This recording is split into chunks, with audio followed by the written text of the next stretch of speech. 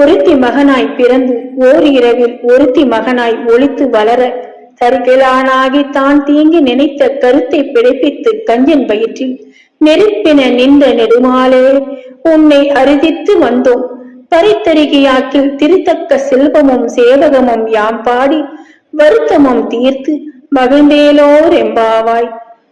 தேவகியின் மைந்தனாக நள்ளிரவில் பிறந்தவனே, அன்று இரவே யசோதையிடம் ஒளிந்து வளர்வதற்காக சென்றவனே, அவ்வாறு மறைந்து வளர்வதை பொறுக்க முடியாத கம்சன் உன்னை அழிக்க வேண்டும் என்று நினைத்தான்.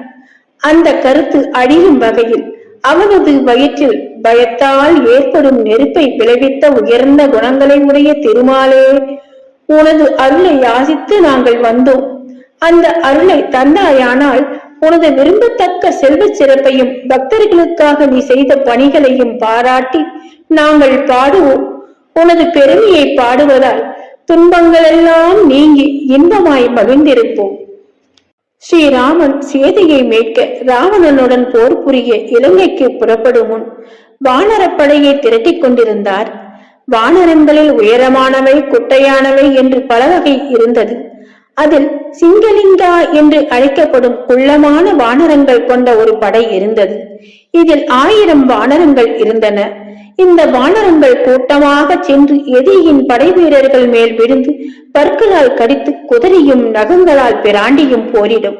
போருக்கு புறப்படும் வீரர்களை வழி அனுப்பும் பொழுது அவர்கள் குடும்பத்தார்களின் கண்களில் கண்ணீர்.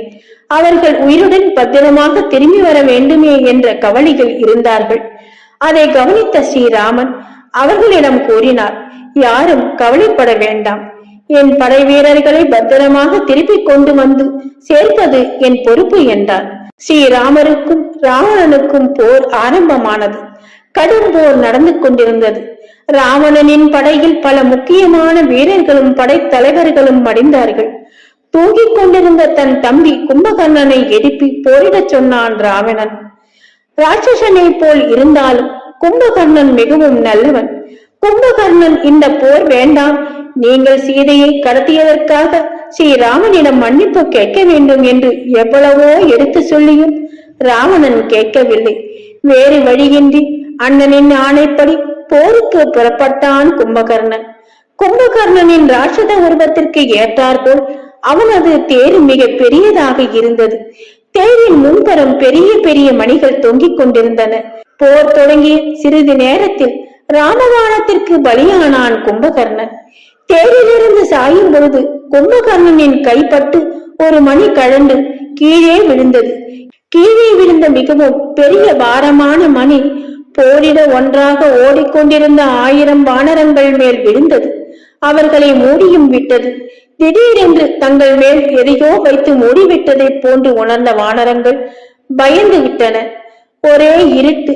நல்ல வேளை மணி விழுந்த இடம் கரடு முரடாக இருந்ததால் சுவாசிக்க காற்று வந்தது. சில மணி நேரங்கள் ஆன பிறகும் அவர்களை காப்பாற்ற யாரும் வரவில்லை.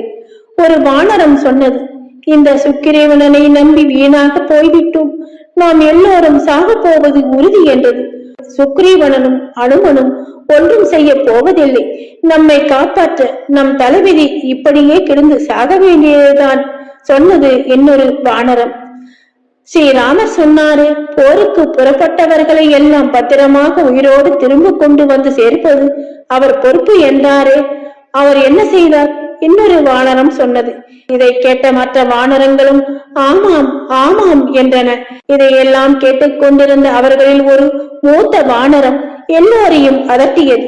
முதலில் வாய்க்கு வந்ததையெல்லாம் பேசுவதை நிறுத்துங்கள், நான் சொன்னதை மட்டும் செய்யுங்கள். எல்லோரும் கண்களை மூடிக்கொண்டு ராமனை மனதில் நினைத்துக் கொண்டு ராம் ராம் ராம் ராம் ராம் ராம் ராம் ராம் என்று ஜபம் செய்யுங்கள். ஸ்ரீராமன் நாம் எல்லோரையும் நிச்சயம் காப்பாற்றுவார் என்று சொன்னது. எல்லா வானரங்களும் அப்படியே செய்தன. ராமரால் ராவணனும் கொல்லப்பட்டார். போரும் முடிந்தது. சீதையை மீட்டதும் அயோத்திக்கு திரும்ப ஆயத்தமானார்கள். அப்போது ஸ்ரீராமர் சொன்னார், சுக்ரீவா, நம் படையில் எல்லோரும் பத்திரமாக இருக்கிறார்களா? பார்த்து எண்ணிக்கொண்டு வா என்றார். அதற்கு சுக்ரீவன், எண்ணிவிட்டேன், 1000 சிங்களைகர்கள் மட்டும் காணவில்லை என்றான் சுக்ரீவன். அதற்கு ஸ்ரீராமர், மற்றும் ஒருமுறை சரியாக எண்ணி வா என்றார் ராமன். ராமனின் ஆணைப்படி மற்றொரு முறை எண்ணிவிட்டு வந்த சுக்ரீவன் சொன்னான், தங்கள் ஆணைப்படி இன்னொரு முறை எண்ணினேன், 1000 சிங்கலிகர்கள் மட்டும் காணவில்லை என்றார். உடனே ஸ்ரீராமர், அனுமா, நீயும் என்னுடன் வா, நாம் அந்த 1000 வானரங்களை தேடுவோம் என்றார் ராமன். அனுமனும் ஸ்ரீராமனும் வானர்களை தேடி போர்க்களத்தில் நடந்தார்கள். பல இடங்களில் மடிந்து கிடந்த படை வீரர்கள், உடைந்து கிடந்த தேரின் பாகங்கள், அம்பு கேடயங்கள் என்று எல்லாவற்றையும் கிளறி பார்த்தார் அனுமான். சிங்களிகர்கள் தென்படவில்லை. திடீரென்று ஸ்ரீராமன் ஓரிடத்தில் நின்றார். அனுமா, அங்கே பார், ஒரு பெரிய மணி தெரிகிறது என்றார். ஸ்ரீராமன் சொன்னது புரிந்துவிட்டது அனுமாருக்கு. இருவரும் அந்த இடத்திற்கு விரைந்தார்கள். சஞ்சீவி பர்வதத்தையே தன் ஒரு கையால் தூக்கி கொண்டு பறந்த ஸ்ரீ அனுமான் தன் வாளின் நுனியை அந்த மணியின் வளையத்தில் நுழைத்து தூக்கினார். அனுமன் மணியை தாக்கியதும் அதன் கீழ் 1000 சிங்கலிகர்கள் கண்களை மூடிக்கொண்டு கை கூப்பியபடி ஸ்ரீராமநாமம் ஜபித்துக் கொண்டிருந்தனர். பல மணி நேரத்திற்கு பின் வெளிச்சமும் காற்றும் பட்டதும் கண்களை திறந்த வானரங்கள் எதிரே ஸ்ரீராமனும் அனுமனும் நின்றிருந்ததை கண்டார்கள்.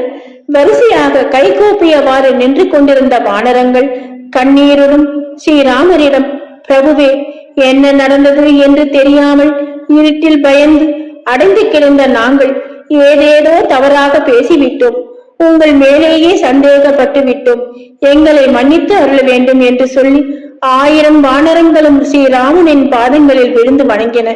அதை கேட்டு புன்முறுவல் செய்த ஸ்ரீராமன் எல்லா வானரங்களையும் தன் கையால் தருவி கொடுத்தார். ஸ்ரீராமன் அனுமனை பார்த்து சொன்னார், அனுமா, வாளில் பளபளக்கும் மணியுடன் நீ இப்படி நிற்கும் காட்சி எவ்வளவு சுந்தரமாக இருக்கிறது தெரியுமா? இந்த கோலத்தில் உன்னை தரிசிப்பவர்களுக்கு பக்தி ஞானம் வைராக்கியம் கிட்டும் என்று வாழ்த்தினார். ஜெய் ஸ்ரீராம்.